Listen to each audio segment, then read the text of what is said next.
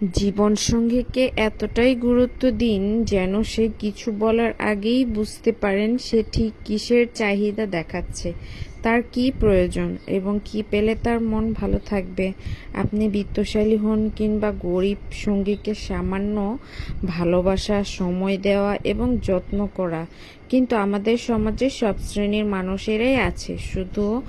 প্রয়োজন শুধু মন মানসিকতা এবং ইচ্ছে শক্তি। আসলে সম্পর্কে শুধু ভালোবাসা থাকলেই সেটা পারফেক্ট সম্পর্ক হয়ে যায় না।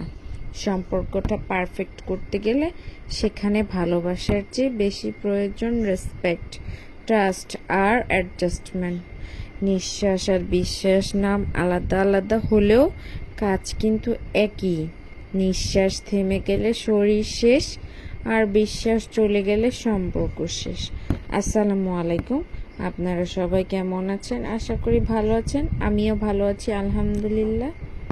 তো আমি এখানে তেল দিয়ে দিয়েছি কড়াইয়ের মধ্যে। তো প্রথমে একটু তেলের সাথে লবণ ছিটা দিয়ে নিচ্ছেন। আর কি আমার শাশুড়ি মা এখানে মাছ দিয়ে দিচ্ছে, পাঙ্গাস মাছ দিয়ে আজকে সিম দিয়ে, আলু দিয়ে, বেগুন দিয়ে রান্না করবো। তো আমার শাশুড়ি মা আমাকে অনেক হেল্প করে দেয়, সেই রান্না করে, আমিও করি মাঝে মাঝে, সেও করে। তো এই যে মাছগুলো মচমচা করে সুন্দর করে ভেজে নিচ্ছে। পাঙ্গাস মাছটা সবার আসলে প্রিয় না, তবে আমার খুবই ভালো লাগে, মাছের কাটা কম। তো মাছগুলো ভাজা হয়ে গিয়েছে। এখানে তেলের মধ্যে পেঁয়াজ দিয়ে সুন্দর করে ভেজে হলুদের গুঁড়া, মরিচের গুঁড়া, লবণ, ধনিয়া, একটু আদা রসুন বাটা দিলে মাছের যে একটা আষ্টা ভাব, সে গন্ধটা থাকে না।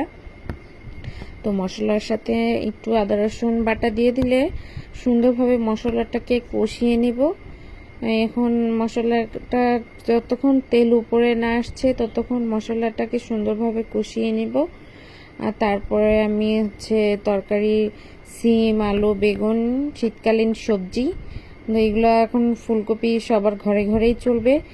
তো আসলে এই সবজিগুলো শীতের সিজনে অনেক ভালো লাগে, সাথে টমেটো দিয়ে রান্না করলে অনেক মজা লাগে।